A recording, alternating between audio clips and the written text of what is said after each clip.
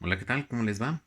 Pues vamos con se me hace que sería la penúltima clase que tendríamos por este semestre, que es acerca de lo que se denomina sistema renina-angiotensina-aldosterona.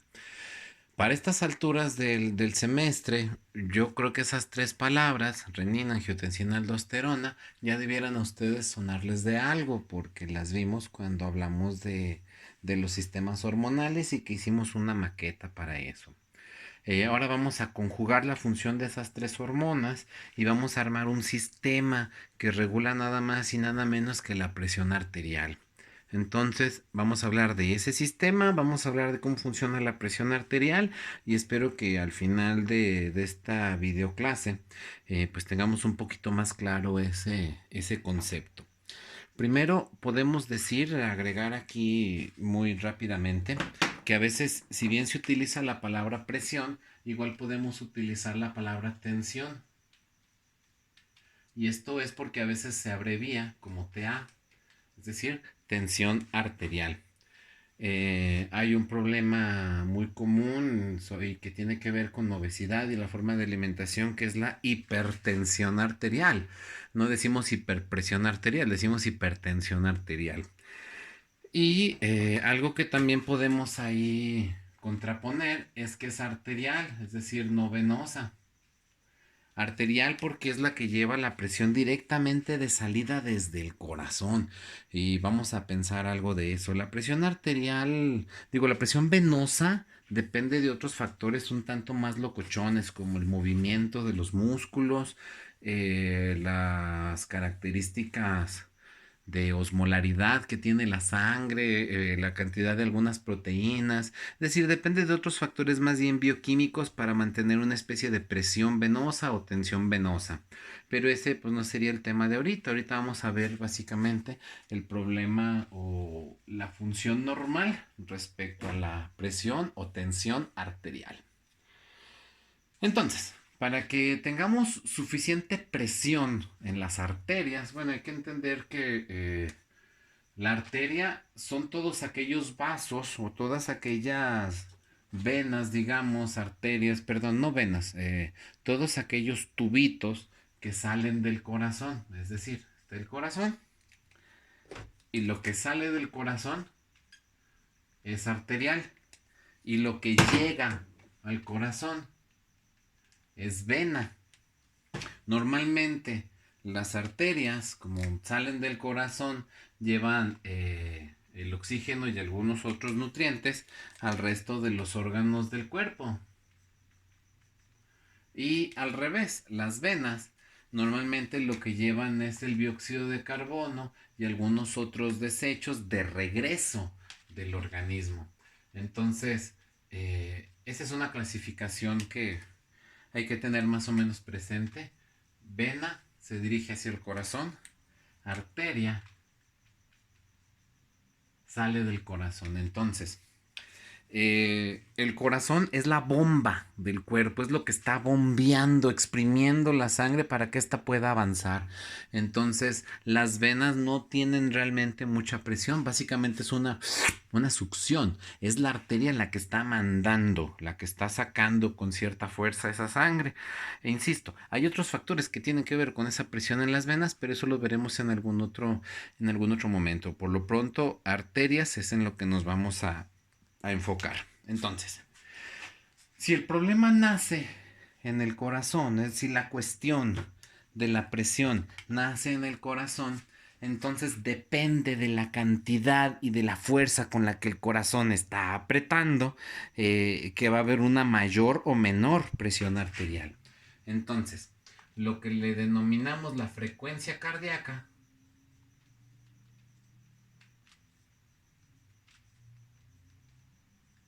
que esto sería el número de veces con las que late el corazón, Esto va a ser uno de los factores principales que van a determinar qué tanta presión arterial hay.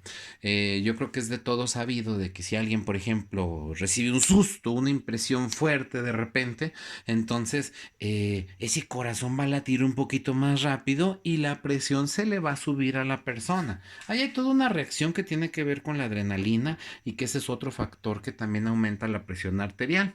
Y es una forma de responder al cuerpo, de decir, córrele porque te van a comer. Eh, y bueno, pero eso, digamos, aumentando la frecuencia del corazón, la frecuencia con la que exprime el corazón la sangre, va a ir con mayor presión la sangre por las arterias. Es una forma de huida, se le denomina eso. El siguiente factor que tenemos que considerar ahí es que si esas son tuberías, es decir, si por ahí está pasando un líquido, pues mientras más líquido haya dentro de las tuberías, mayor presión va a ser. Eso lo podemos suponer en nuestras casas. No sé si alguna vez han escuchado o ustedes mismos lo han dicho, ¿no? Ah, es que mira, hay poca agua en la llave, hay poca presión del agua en la llave. Esa presión del agua en la llave lo que quiere decir es que hay una poca cantidad de agua y por lo tanto no alcanza a empujar suficiente. Entonces, la cantidad de sangre, que la sangre la entendemos aquí como un líquido, tiene que ver con la presión arterial. Por ejemplo, en situaciones donde el organismo tiene menos sangre, por ejemplo, cuando alguien está desangrándose, ya sea que tuvo una herida, cualquier pérdida de continuidad de la piel, del cuerpo y que esté chorreando sangre, pues mientras más sangre salga del cuerpo va a haber menos presión y eso lo va a llevar a un estado que le podemos llamar choque hipovolémico, o sea, por poco volumen, por poca cantidad de líquidos.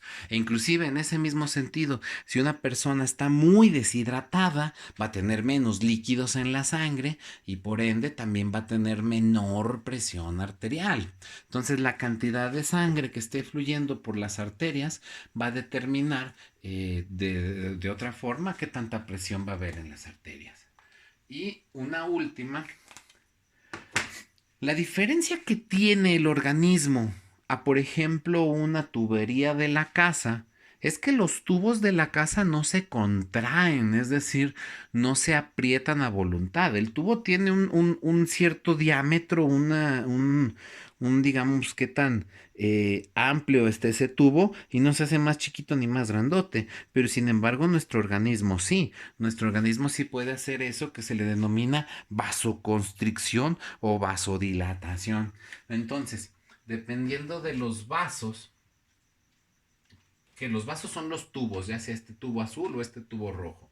Dependiendo de la contracción de esos vasos, no, pues sí, vamos a ponerlo así, vaso, constricción, vasoconstricción. Dependiendo de la presión que estén ejerciendo esos vasos, es decir, de que estén o muy anchos o muy chiquitos, pensémoslo así, si aquí pasa una cantidad de 3 dedos de agua y está así amplio, pues no va a hacer mucha presión en las paredes, pero si está más chiquito, sí hace más presión. Si nada más está pasando un solo dedo de presión, aunque esté muy chiquito el tubo, entonces no va a hacer mucha presión. Entonces, esos tres factores tienen que conjugarse para sostener una presión arterial.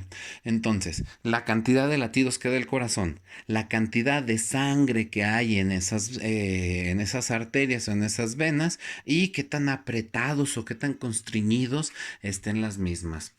Si sumamos las tres, más o menos podemos considerar que el organismo va a sostener una presión que le denominamos, la medimos con una reglita, eh, que utiliza esa unidad, es decir, milímetros de mercurio. Lo normal para una presión que le llamamos sistólica, es decir, en el momento en el que el corazón está apretando, y la presión que llamamos diastólica, es decir, cuando el corazón se está relajando, nos va a dar ahí dos números. Voy a usar otro color, a ver si este pinta bien, que sería 120/80 milímetros de mercurio. Esto de los milímetros de mercurio, ustedes no tendrían que hacer un gran esfuerzo para imaginárselo. Supongan que hay un tubo, que este es de soldadura, este no cuenta, pero supongan ustedes que es un tubo. Este tubo lo conectamos a las arterias, digamos, del Capitán América. Entonces, aquí tenemos detrás una regla: 10, 20, 30, 40, 50, 60, 70, 80, 90, bla, bla, bla, bla, bla. Entonces, ¿qué tanto va a empujar el mercurio que hay dentro de ese tubo?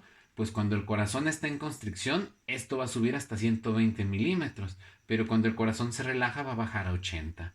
Entonces, es de ahí de donde surge esa medida de unidad, que sería milímetros de mercurio, es decir, qué tanto empuja la sangre a un popote que tiene en su interior mercurio, para entender esa cantidad. Por lo pronto ahorita no entraremos en este detalle, lo veremos más a fondo cuando consideremos la hipertensión en fisiopatología. De momento vamos a ver cómo funciona, y en ese otro, de aquí a más o menos un año, estaremos considerando los factores de cuánto es alto, cuánto es bajo, en fin. Quisiera hacer un ejemplo de esto para que nos quedara un poquito más clara la situación. Ustedes tienen una casa. La casita que yo me estoy imaginando pues es de 2 aguas y está muy sonriente. Esa casita tiene una cisterna o un aljibe que está bajo tierra.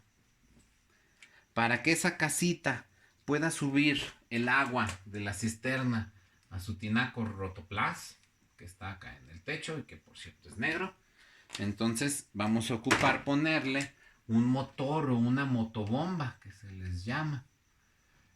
Entonces, tenemos la motobomba ahí, y lo que va a ocurrir cuando encendemos la motobomba es que el agua va a subir al tinaco. Pensemos esto: el corazón es la bomba. Si ustedes tienen una bomba que está chupando mucha agua, entonces esa agua va a subir muy fácilmente para acá. Si hay poca agua en este aljibe, entonces no va a subir con mucha presión, ¿no?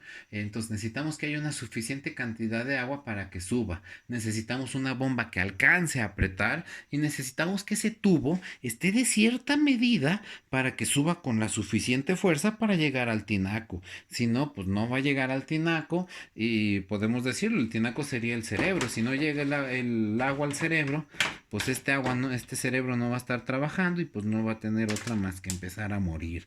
Entonces es necesario que haya suficiente cantidad de agua, que haya un tubo del tamaño adecuado y que tengamos una bomba lo suficientemente fuerte. Puedes decir: no, pues en mi casa tenemos una bomba así, medianita, chiquita, y pues tal vez esa sea suficiente para que el agua llegue hasta el segundo piso, pero si tiene una casa de 6 pisos, probablemente una motobomba así chiquita no sea suficiente y ocupemos una más grande. Entonces, el corazón va a tener que hacer un esfuerzo más grande para subir el agua, mientras más grande o más corpulenta sea la persona. De ahí una pista de por qué a veces las personas llenitas, gorditas o las muy altas tienen una presión un poquito más alta que, digamos, los que no están tan llenitos. Entonces, ¿cómo funciona el sistema renina-angiotensina-aldosterona? No sé si recuerden estos modelitos que hicimos nosotros. En el riñón, que está ahí abajo, vamos a empezar. La unidad funcional que hemos visto del riñón es la nefrona. En la nefrona, que es donde entra y sale una arteria, y después hay unos túbulos que llevan que son para formar la orina y que llevan ese filtrado. Sin embargo, al principio y en medio de la arteria aferente y eferente del glomérulo, hay en medio, que se me hace que se ve muy chiquito en el dibujito, voy a hacerlo un poquito más grande. Y enderezo la cámara. Bien. Vamos a hacerlo un poquito más grande. Una arteriola eferente, la cápsula de Bowman con todo su desmadre, la arteriola eferente, los túbulos, asa de Henle, túbulo contorneado y todo lo demás. Entonces, en este punto, unas celulitas que están aquí y que de hecho tienen una conexión con los túbulos también, porque aquí, insisto, esta es una representación alargada, pero realmente los túbulos están hechos bolita hacia atrás del glomérulo en la vida real. Entonces, tanto una combinación de celulitas de los túbulos como celulitas del epitelio de las arterias aferentes y eferentes se van a especializar en medir, en sentir qué tanta presión tiene la sangre cuando está entrando a ese aparato. Entonces, esto se va a llamar aparato yuxtaglomerular. Vamos a ponerle nombre. Estas bolitas rojas es el mentado aparato yuxtaglomerular. Yuxta quiere decir que está puesto justamente al otro lado del glomérulo, ¿no? Por eso es yuxtaglomerular, porque está justamente al otro lado del glomérulo. Está yuxtapuesto. Ese aparato yuxtaglomerular va a detectar que con qué tanta presión está entrando la sangre al riñón. Entonces, si la presión es menos de la necesaria para que funcione el glomérulo, como por ejemplo, digamos en la casa, si la presión no es suficiente para que suba acá, entonces ese aparato yuxtaglomerular va a liberar una hormona que se llama renina. Que esa fue la primera hormona que, fue una de las hormonas que vimos cuando hicimos este modelito, que en el riñón se liberaba la renina. Se libera, pero en el aparato yuxtaglomerular. La renina va a hacer que en el hígado, que el hígado en aquel modelito era más o menos de este color, pero en la vida real es ligeramente más de este color. De hecho, ahí está la vesícula biliar y este sería la vena cava inferior y por allá atrás, no se ve aquí, pero por aquí pasaría la vena, la arteria, a esas alturas sería la arteria aorta abdominal. Entonces, en el hígado, que hace un montón de cosas el hígado, va a haber una sustancia guardada llamada angiotensinógeno. Vamos a escribir el nombre ahí. Guardada. Angiotensinógeno. Angiotensinógeno. El angiotensinógeno, la palabra se compone de tres fuentes. Angio, que significa vena, o arteria, significa vaso, pues.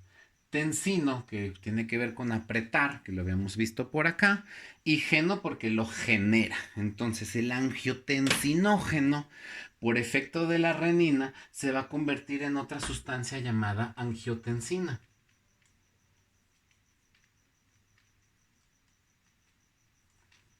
Entonces, repetimos. El hígado tiene guardado el angiotensinógeno. Cuando el aparato yuxtaglomerular siente poca presión, libera renina y la renina provoca que el hígado convierte el angiotensinógeno que ya tenía guardado en angiotensina, que para no confundirnos vamos a apellidarla angiotensina 1. Entonces, digamos, la renina tiene su efecto aquí. Vamos a cambiarle el color para que no se nos reburujen los colores. Va a tener su efecto acá para que esta se convierta en esta otra. Y la angiotensina va a salir a la circulación, a todo el organismo.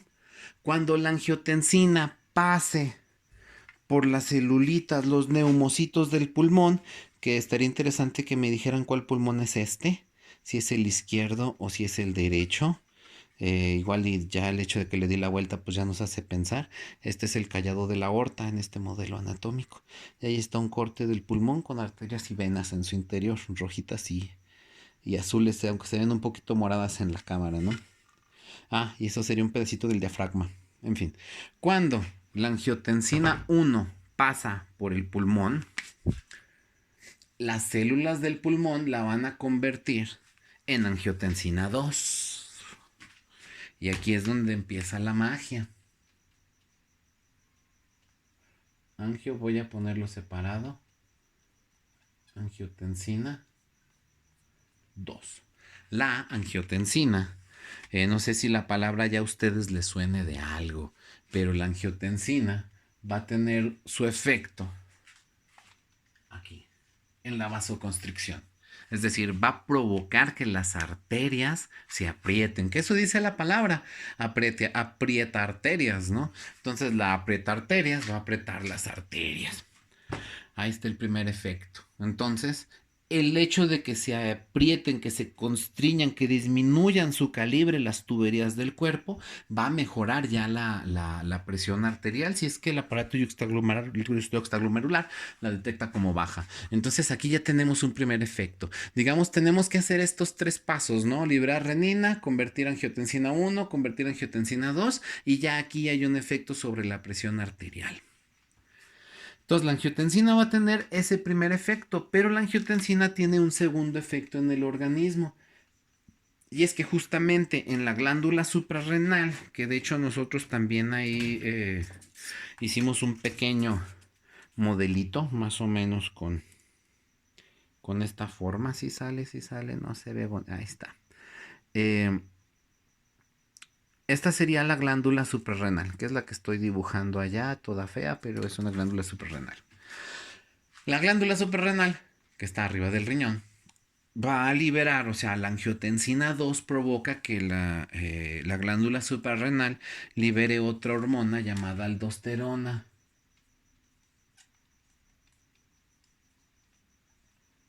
La aldosterona va a tener su efecto nada más y nada menos. Ay, esta cámara hoy se me está atravesando mucho, ahí disculparán.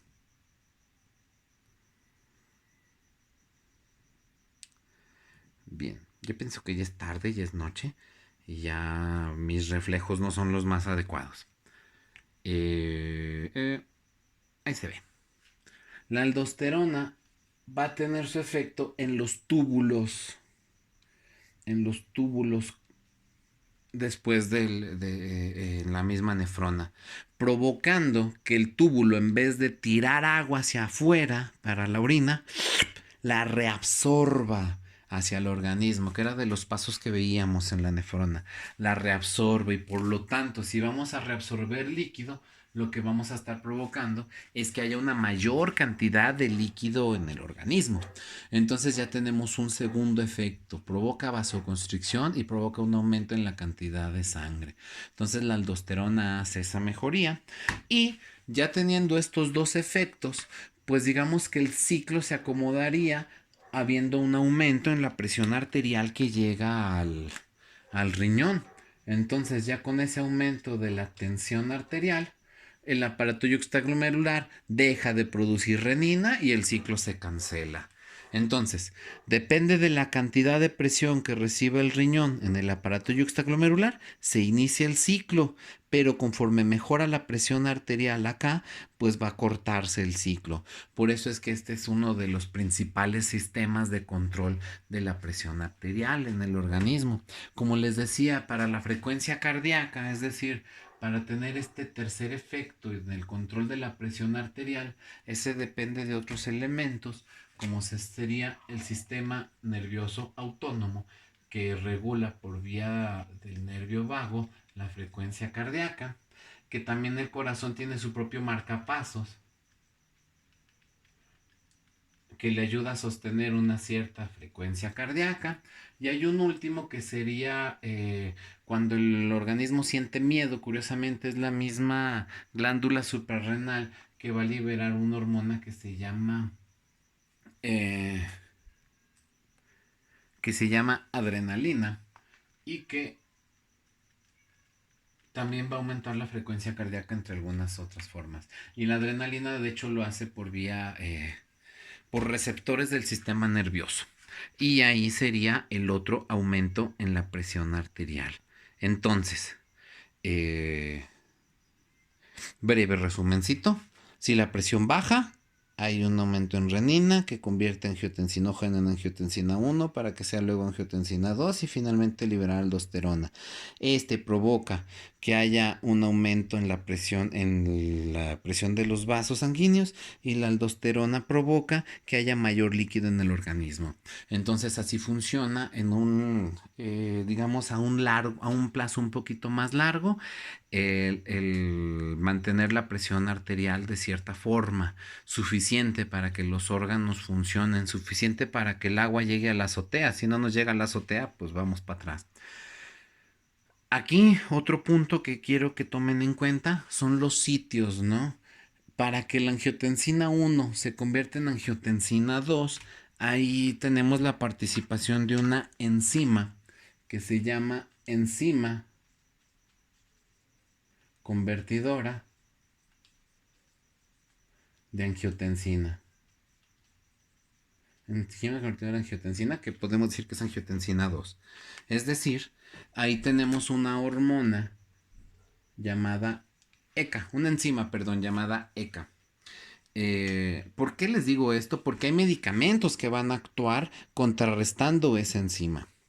Hay medicamentos que van a actuar contrarrestando no a la aldosterona, pero sí provocando que el cuerpo elimine líquidos, que esos serían los diuréticos.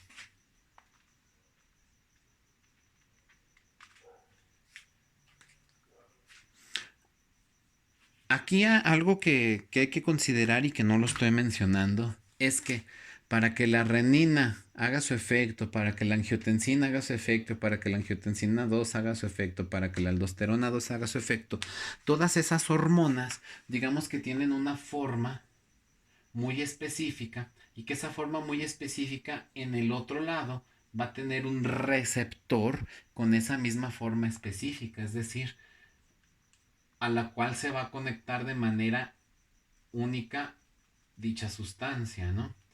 Eh, entonces hay medicamentos que, por ejemplo, van a bloquear el efecto de la angiotensina al ponerse en el sitio del receptor y que no permitan que se acople. Es decir, por ejemplo, hay antagonistas de los receptores de la angiotensina que lo que hacen es bloquear el sitio donde la angiotensina se conecta para disminuir el efecto que tiene, que sería la vasoconstricción. Entonces, o hay medicamentos que van a actuar sobre la frecuencia cardíaca para disminuirla y mantener una presión arterial más baja cuando hay padecimientos. Entonces, esa es una de las utilidades de entender este ciclo, dónde están actuando los medicamentos con los que se utilizan para disminuir la presión arterial. Entonces, así sería, creo yo, más o menos eh, de manera simple, explicó el sistema renina-angiotensina-aldosterona como el sistema principal para mantener la presión arterial a un mediano y largo plazo.